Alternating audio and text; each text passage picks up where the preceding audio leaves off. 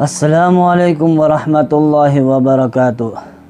میں دعوت تبلیغ پروگرام میں حاضر ہوں اور فضائل قرآن پڑھتا ہوں اور درود شریف آپ لوگ پڑھ لیں۔ ابو ہریرہ رضی اللہ تعالیٰ عنہ کہتے ہیں کہ حضور اقدس صلی اللہ علیہ وسلم نے فرمایا، کیا تم میں سے کوئی پسند کرتا ہے کہ جب گھر واپس آئے تو 3 اونٹیاں حاملہ بڑی اور موٹی اس کو مل جاوے؟ ہم نے عرض کیا کہ بے شک ضرور پسند کرتے ہیں۔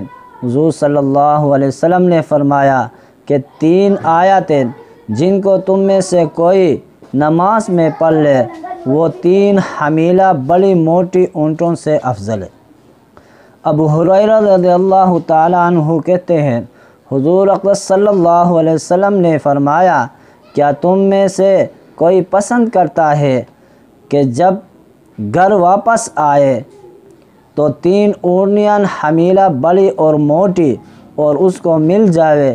ہم نے عرض کیا، یا رسول اللہ صلی اللہ علیہ وسلم بے شک ضرور پسند کرتے۔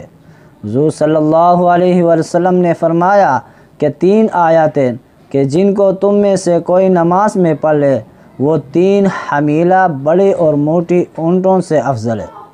اور دوسرے حدیث میں فرمایا، حضور صلی اللہ علیہ وسلم سے نقل کیا ہے کہ کلام اللہ شریف کا حفظ پڑھنا 1000 درجہ ثواب رکھتا ہے، اور قرآن پاک میں دیکھ کر پڑھنا 2000 تک پڑھ جاتا ہے۔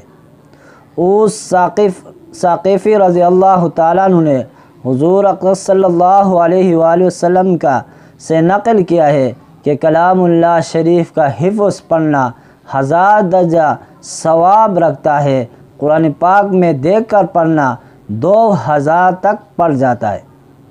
کہ اس میں اللہ تعالیٰ نے ہمارے لیے کتنا ثواب لکھا ہے کہ ایک آدمی کہ وہ حفظ قرآن مجید کرتا ہے اور اس کو زبانی بھی پڑھتا ہے، اس کے لیے اللہ تعالیٰ نے 1000 درجے کا ثواب ملتا ہے، یعنی بغیر بیٹھا ہوا ہے۔